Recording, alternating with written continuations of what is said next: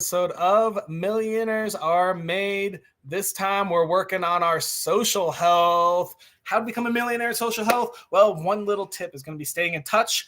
So we've got three awesome guests here to help you stay in touch with friends, loved ones, and anybody you want to stay in touch with. Reminder, we want guests. Come on down. If you are a social health person, if you know all about being social, you have so many friends you don't know what to do with, come on the show and tell us how and why, and tell us all about your relationships.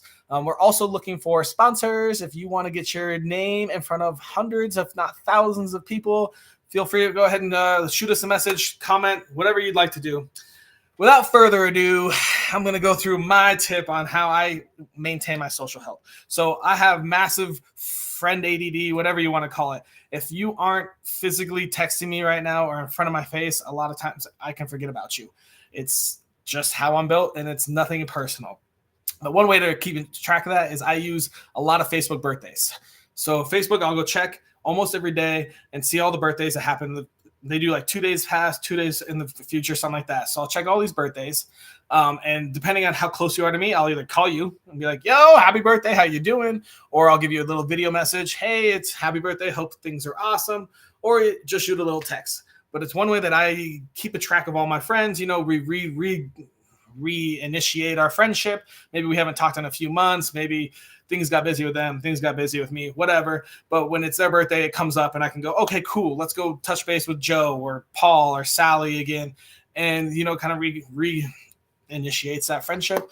It works great. It's awesome. If everyone loves getting a happy birthday call or happy birthday message, I know a lot of people get inundated. So you got to make yours a little more personal depending on the level of your friendship. Hopefully it's an easy tip for y'all to think about. And that is what I like to do, and I'm recommending today. We are going to move on to our first guest and see what she has to say. Gemma, in a storm in Toronto, joining us today. Full storm weather. Still storm weather. All right, well, let me ask you real quick. Who are you? I'm Gemma Devine, and yes, that is my real surname. I did not just make it up. I married my husband solely for the surname. Yeah. Sounds like a great reason. Yeah. I'm looking for that too. Send me your last names. I'm looking. So I'm founder and CEO of the Community Manager Collective, which is a new business where I am looking to bring together community managers, but also train new people into the world of community. I am an accidental community manager. I'm going to put that word accidental in there. I stumbled upon the job during the pandemic. And completely fell in love with the magic of connection that I saw in front of me. It was just the most amazing experience to be able to facilitate so many people coming together digitally and building those new relationships and friendships and connections. So yeah, it's something that I really fell in love with and that I completely geek out about now. I read about it, I learn about it. So yeah, community is on the up for businesses, but also for personal relationships as well. Cool.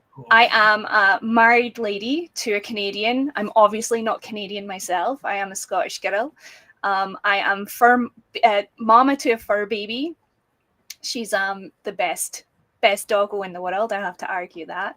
And I live in a tiny home. So, you know, very cool. What else could you not love? I get to live in a tiny home, go outside, have lots of fresh air and adventures, but also come back in and manage some really awesome communities for people.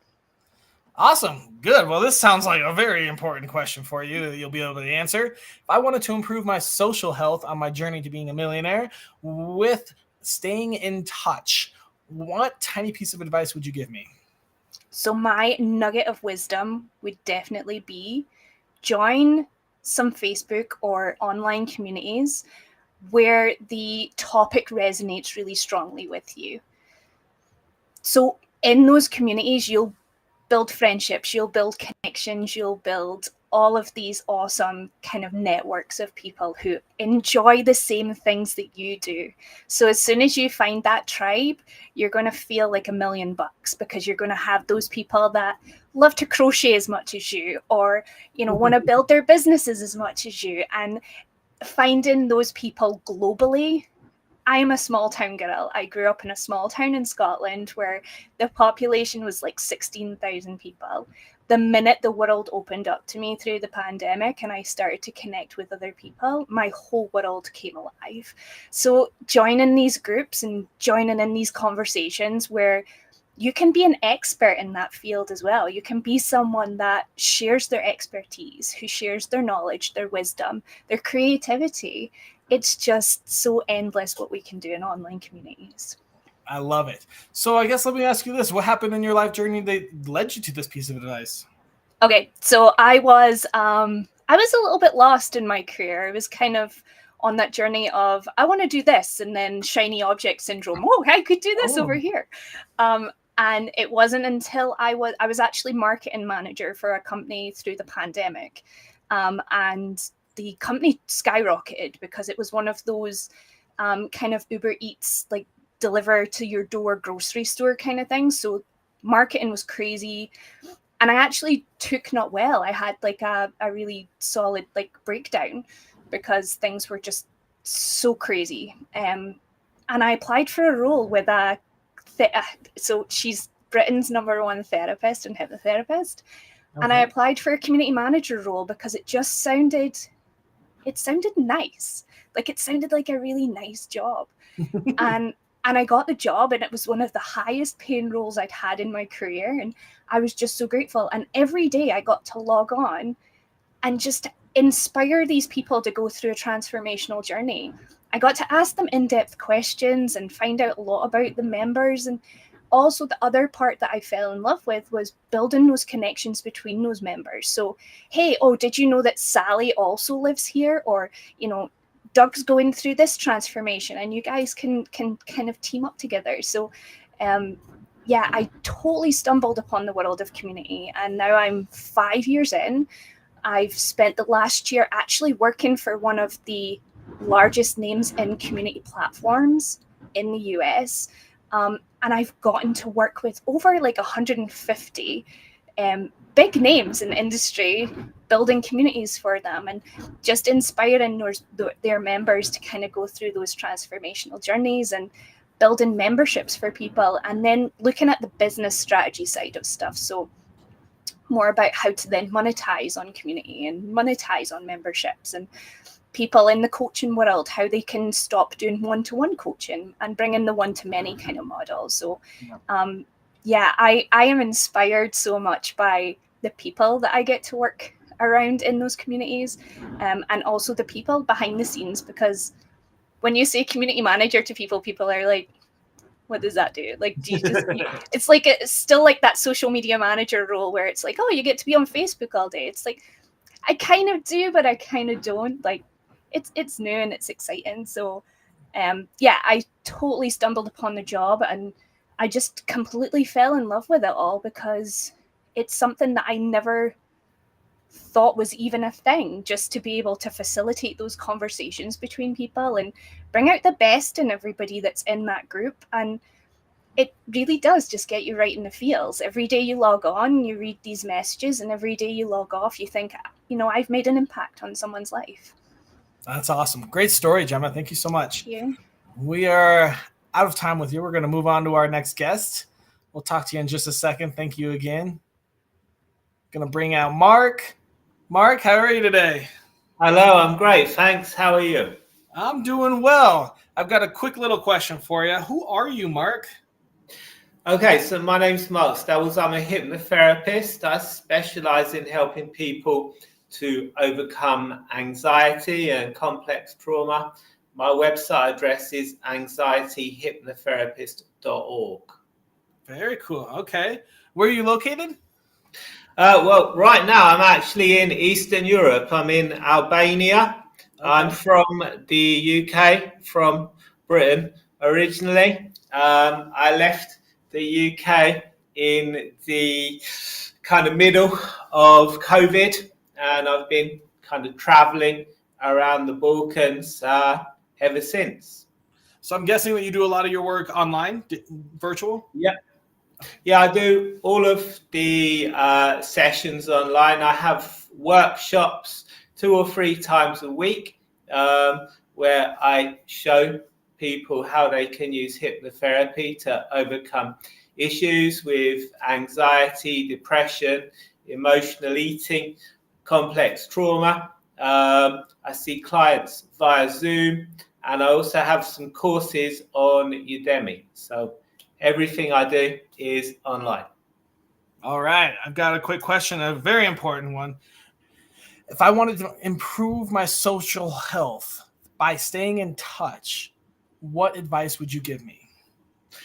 I would say that people should learn to connect with themselves, to release toxic shame, to heal their inner child. And I would recommend that people do this because toxic shame can really get in the way of how we connect with people. I used to suffer with quite severe social anxiety, a lot of shame. I struggled to maintain eye contact with people, struggled with intimacy by doing kind of inner work, releasing toxic shame, healing your inner child, reconnecting with yourself. You're able to develop deeper relationships, overcome a fear of rejection, and rejection can stop people staying in touch. You can, if you fear people will reject you, maybe you won't contact them, etc. So heal your inner child, release toxic shame. All right. What happened on your life journey that you learned this piece of advice? Well, I grew up with quite a dysfunctional family. Had a lot of issues with anxiety, which caused me to have a lot of relationship problems, a lot of problems forming and maintaining friendships. About 38, I think, after a kind of nasty divorce, I decided I needed to overcome those issues. So I started looking at different therapies, different ways I could start to feel calmer, form healthier relationships with people. Tried counseling, didn't find it very useful. Hypnotherapy was the only kind of therapy that worked for me. So I decided to dive deeper into that, to learn more about hypnotherapy and to train to become a hypnotherapist, and Very cool. ultimately to help people through hypnotherapy. That's awesome. Awesome. What an awesome story, Mark. Thank you so much for sharing. We're going to move on to our next guest, and we'll bring you back out in just a couple of minutes. See you soon. All right. Next up, we have Yelenia. How are you doing today? I'm good, thank you. I like your enthusiasm. We've been doing that all morning. Hey, Yelenia, who are you? I'm a licensed master social worker and I'm also a hypnotherapist. I have been working primarily with anxiety, but specifically with female entrepreneurs until like just a month ago. I've been pushing that as my main specialty, but honestly been working with all kinds of things. So I'm finally allowing myself to say like, hey, actually my name the name of my practice is My Blooming Heart Hypnotherapy and Coaching. I'm doing more. I'm actually doing anxiety, and I have been working a lot with people with depression, and particularly with people who want to quit smoking. So I'm doing all of those things now. Awesome. All right. Well, I've got an important question then. I love that we have two hypnotherapists. I love how sometimes things just happen and you're like, I guess it works. That's great. If I wanted to improve my social health by staying in touch, what piece of advice would you give me?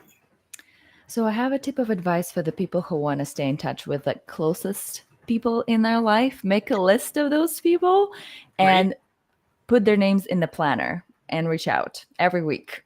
So actually schedule it every week. Yes. That's probably something important for those with friend ADD as well. Probably important.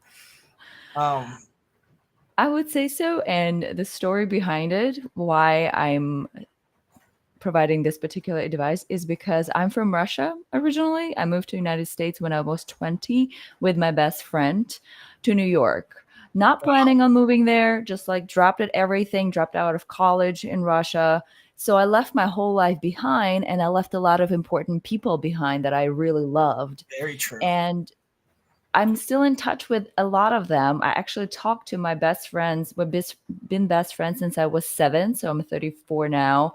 Like, that's a good chunk of my life. We talk every week for an hour. She is scheduled in my planner for a very special morning every week, and that's how I maintained it. So it's coming from a very personal experience of deciding, okay, those people are very important for me, and I have to do my work to stay in touch with them, because it doesn't just happen. It doesn't just happen. And I learned it with very specific members of my family, my brother specifically. He just doesn't do it. He's not really that straightforward unless I reach out to him.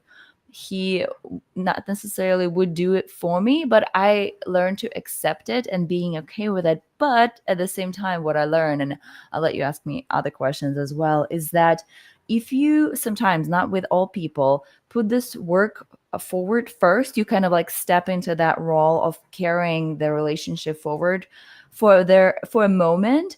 It will get people accustomed to like, oh, okay, here we doing this staying in touch dance. Okay, this, like, there is a path in between us that we're working on. We're making it like more clear and robust, so we can walk back towards each other at all times.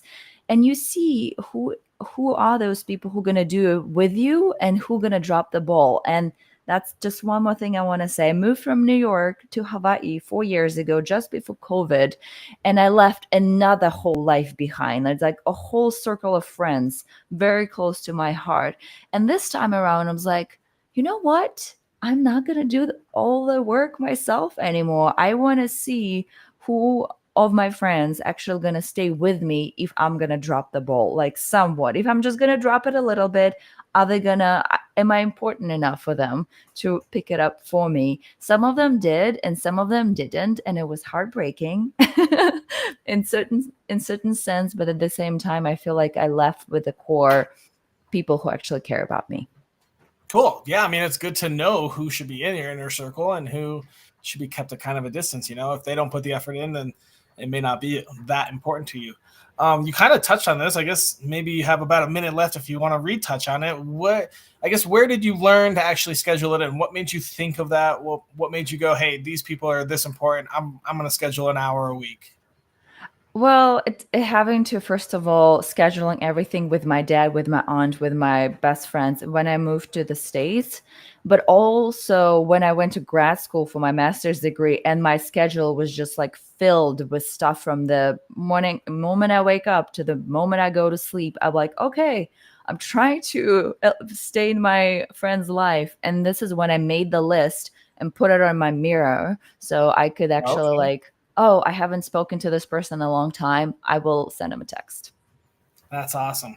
Awesome. Thank you so much, Yelenia. I'm going to go ahead and bring everyone else out, and we can chat about our tips.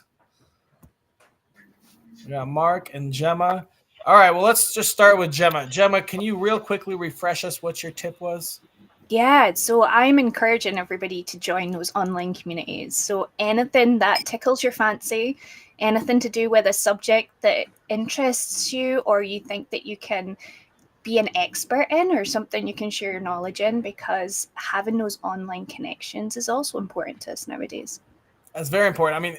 I mean, COVID may have pushed us farther away in person, but it definitely made it much easier to stay in touch online. I mean, even if you're only Facebook messaging or commenting on each other's stuff every so often, that's better than not calling at all. So I like that tip. Yelenia, how do you think about her tip? I love it. I'm in so many Facebook communities, and I start being part of them as COVID hit. And I realized that I actually have to make money some other way than being a social worker, because there was no hiring positions in my state.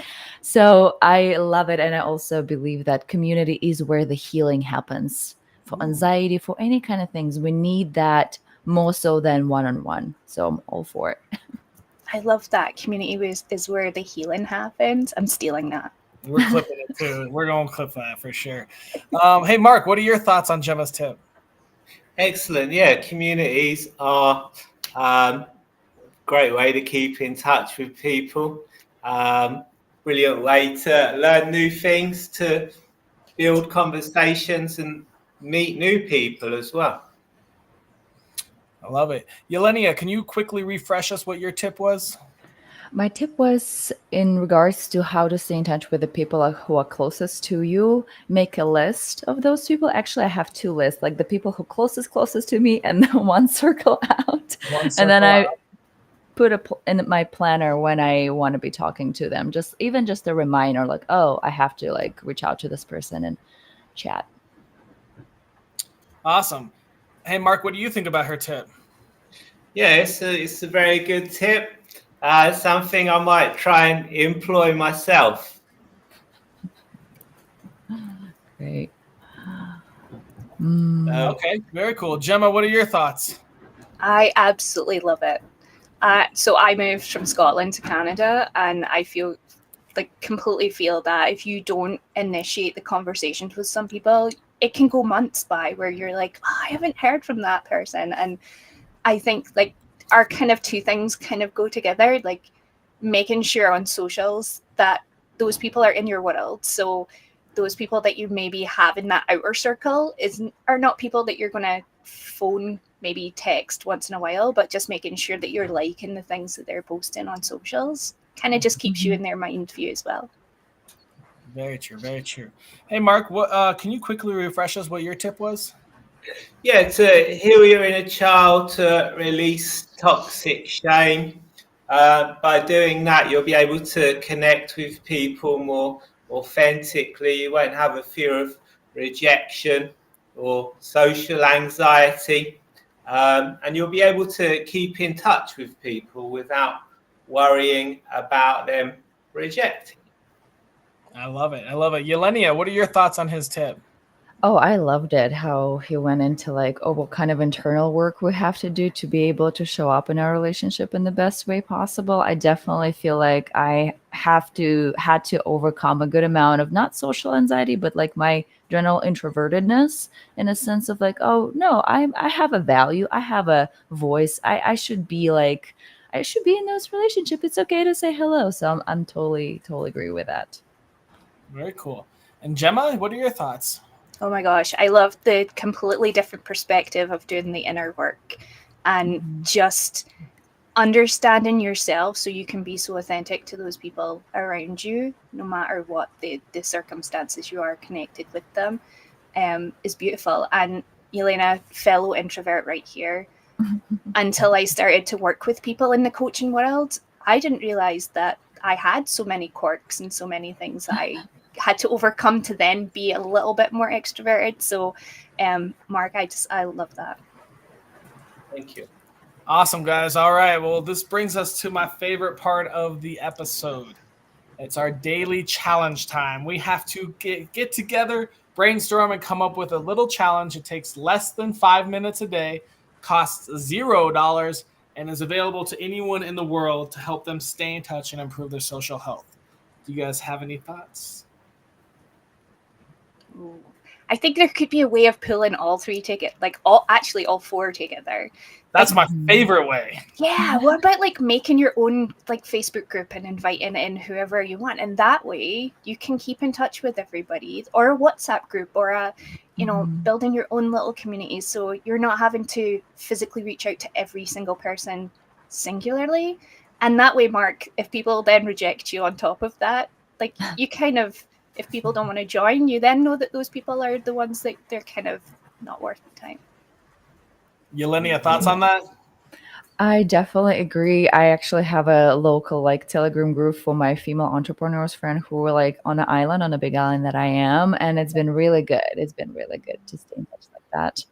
And my tip, following my advice, is to make the list of those people you want to have in your life more so often and put it somewhere visible, like maybe into your planner. If you have a paper planner, I'm an analog person, and then refer to it like every so often, maybe every day, and see like, ooh, I haven't talked to them. I should probably just shoot him a text. Mark, you have any ideas? Yeah, those are great ideas. I was going to say that during COVID, my friends, we created a group so that we could stay in touch on Facebook. So that's a great idea.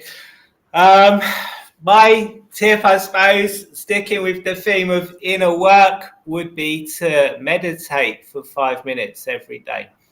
Costs nothing, enables you to connect with people more authentically. That would be my tip. All right. Well, let's think here. So something you can do every day. So I think it's going to be a little tough to create a new group every day. What do you guys think about maybe? I mean, I do like a group chat. That is a great way to get involved with similar people. I don't know. An analog and a digital version. So analog is that creating that list, and then the digital version is inviting them in. I kind of like the idea of like scheduling like a weekly like text blast out or something. Maybe we have like the two groups like Yelenia said, and like you can schedule whatever you want. Every Wednesday at noon, you send out like a group chat to like your closest 5 people, just reminding them how special they are. Oh gosh, I saw Yelenia's reaction there. But that's something that's almost weekly. What can we do every day to stay in touch? I mean, maybe we just schedule a time every day at like 9 a.m. and you send out a text or a call to someone that's close to you. That's simple enough. Maybe someone that you haven't talked to in at least a month, and you have to send out a text to someone you haven't talked to in a month. I like that. How do you guys feel about that? Every day we just pick someone you haven't talked to and you reconnect again. With no agenda. No hidden agenda. Other than us connection. challenging you. Just connection. Yeah, and then I mean that text only takes like 30 seconds, so you could meditate for 4.5 minutes after that too. Absolutely. Actually, you will have to do some sort of meditating to think about the text. You'll have to do some sort of inner dialogue to be like, what should I text this person I haven't talked to in a month? And then we can schedule it every day. Like you pick your time. I'm probably gonna do like 8 a.m. Sorry, all you late sleepers, you're getting a text. So we'll schedule, make it kind of like a group thing, but I think keeping in touch with people over a month is a good little challenge. How do you guys feel about that? That's an excellent idea, yeah. And like you said, to personalize the text for every person. So to think about what they'd like to receive and send them something that they're going to respond to. And maybe just pulling Mark's side of things in is getting over that anxiety of reaching out to people that you possibly haven't spoken to in a while as well, because that can be quite nerve-wracking when you haven't had those conversations. Is it going to go is it going to have the reception that you want it to go, or will it be ignored? So maybe doing that inner work kind of for the 4.5 minutes before you send the message, and just making sure your anxiety level is at that right time to send that. Yeah, you're gonna have to take at least a minute or two to kind of make it like a personal text, not like a yo, sup dog. let's make it a personal text, and every day we don't have to share the text, but every day we can talk, we can post and share. I'll probably screenshot it, maybe blur some things out, and then kind of just someone. The tough part's gonna be thinking about who you haven't talked to in a month that you want to reconnect with. Especially for me, so that'll be kind of fun. Cool. I think that's a great challenge, guys. That essentially wraps up our show. Thank you guys so much for coming out. Great advice, great tips. That was a good show. I'm pretty happy with that. And we're gonna go ahead and conclude it and take our guests out of here. Hope you all had some fun there. That concludes our show, How to Improve Your Social Health by Staying in Touch. So if you feel a little alone, lost, desperate, and lonely, here's a couple ways to rekindle some old friendships, see some old people that you haven't talked to in a while that you forgot about. You can go take some time to rethink about who you are and focus on yourself for a little bit. Then you can schedule and actually put it in your planner when you're going to connect with people so you don't lose touch and feel hopeless. And then you can also just join groups to make new friends and stay in touch with them. We've got our daily challenge. We're going to take a couple minutes to think about yourself and prepare and think of someone you haven't talked to in a month and shoot them a quality personal message. Not no, hey dog, what's up type of stuff. We're going to make it real personal here.